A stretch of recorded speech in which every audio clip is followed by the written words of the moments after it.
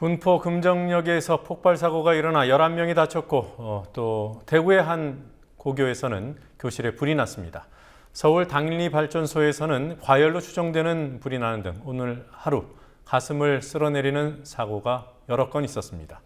황준호 뉴스 취재팀장과 함께 오늘 주요 뉴스들 살펴보겠습니다. 어서 오십시오. 네, 안녕하십니까. 먼저 경기도 군포 금정역 사고부터 전해주시죠. 오후 6시 56분경에 군포 지하철 4호선 금정역으로 진입하던 전동차 상부의 전기 절연 장치, 흔히 애자라고 불리는 장치가 폭발했습니다. 파편이 튀면서 유리창이 일부 깨졌고 그 여파로 승강장에 있던 시민 등 11명이 다쳐서 병원으로 옮겨졌습니다. 목격자들은 굉음과 함께 연기가 났고 승강장에 도착하자마자 전동차에서 내려서 역 밖으로 대피했다고 말했습니다. 아찔한 상황이었습니다. 네. 자, 그리고 대구에서 일어난 고교 화재 사건, 이것도 뭡니까? 예, 그로부터 한 7분 전에 일어난 일인데요. 오후 7시 3분쯤에 대구 경북대학교 사범대학 부설고등학교의 5학년 2반, 5층에 있는 2학년 6반 교실에서 원인을 알 수 없는 불이 나서 학생 500여 명이 대피했습니다. 남자 교생 1명이 연기를 흡입해서 병원에 실려갔지만 생명에는 지장이 없는 것으로 알려졌습니다. 네. 교실 내에 청소 도구함에서 불이 시작됐고요. 화재 발생 당시에 다행히 학생들이 야간 자습을 준비하기 위해서 교실을 비운 상태여서 큰 피해가 나지는 않았습니다. 그 외에 이런저런 사건 사고가 있었습니다. 오후 4시 반에는 서울 마포구 당인동의 서울화력발전소, 소위 당인리 발전소에서라는 불리는 곳에서 대형 변압기 과열로 추정되는 불이 났습니다.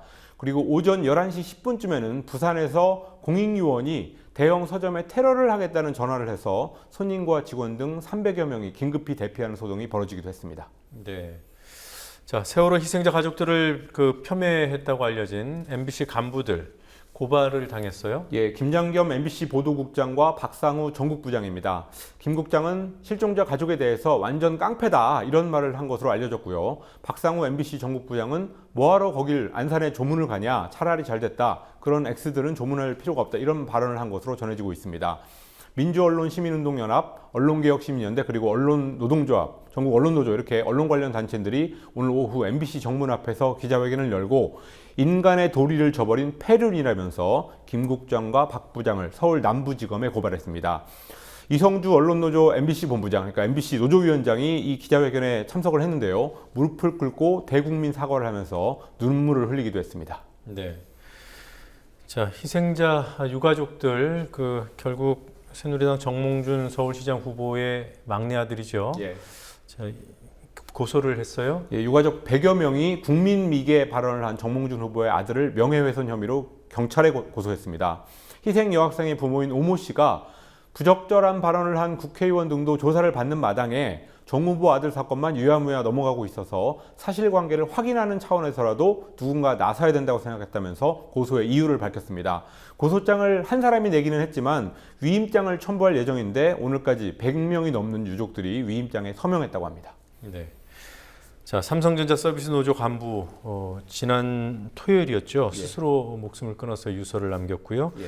경찰이 시신을 강제로 이동시켰다는 그런 일도 있었는데요. 예, 삼성전자 서비스 협력사에서 수리기사로 일했던 염호석 씨가 노조 탄압과 생활고를 비관하는 유서를 남기고 지난 토요일에 자기의 차에서 숨진 채 발견됐습니다.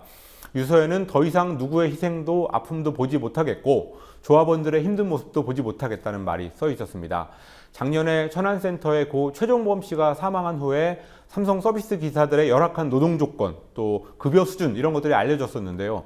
염호석 씨 같은 경우도 지난 3월에는 70여만 원, 4월에는 41만 원의 월급만 받아서 생활고를 호소해 왔다고 합니다. 네.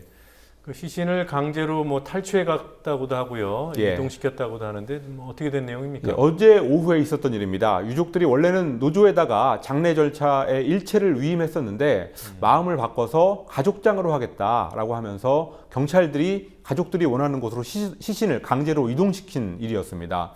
삼성반도체 노동자로 백혈병에 걸려서 사망했던 고 황유미 씨의 아버지 황상기 씨가 그 유족들을 설득해봤지만 여의치 않았다고 합니다. 삼성 측에서 보상에 관한 어떤 모종의 합의를 했기 때문에 가족들이 마음을 바꾼 게 아닌가 이런 추정이 되고 있습니다. 과거에 이제 군사독재 시절에 경찰이 시위대에 시신을 살치하고 이런 경우가 있었는데 그때하고는 조금 성격이 다르지만 어쨌든 굳이 경찰이 체류회까지 쏘면서 이렇게 무리하게 했어야 하는지 여기에 대해서는 여전히 의문입니다. 네.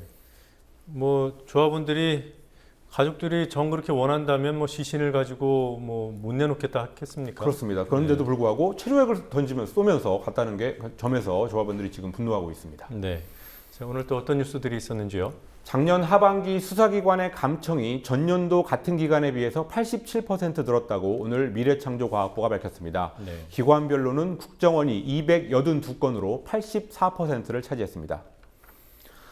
지난 13일 평양의 23층 아파트가 붕괴해서 많은 인명피해가 난 것으로 추정되고 있는데요. 정부가 대북 위로 전화통지문을 보내는 방안을 검토 중인 것으로 오늘 전해졌습니다. 북한은 세월호 참사 후에 적십자 채널을 통해서 위로 전문을 보낸 적이 있습니다. 박근혜 대통령이 해경 해체 방침을 밝히면서 해양경찰관 채용 일정이 전면 중단됐습니다. 내일 예정이던 실기시험이 무기한 연기돼서 수험생들이 큰 혼란에 빠졌습니다. 네. 자, 오늘 여기까지 듣도록 하겠습니다. 수고하셨습니다. 네.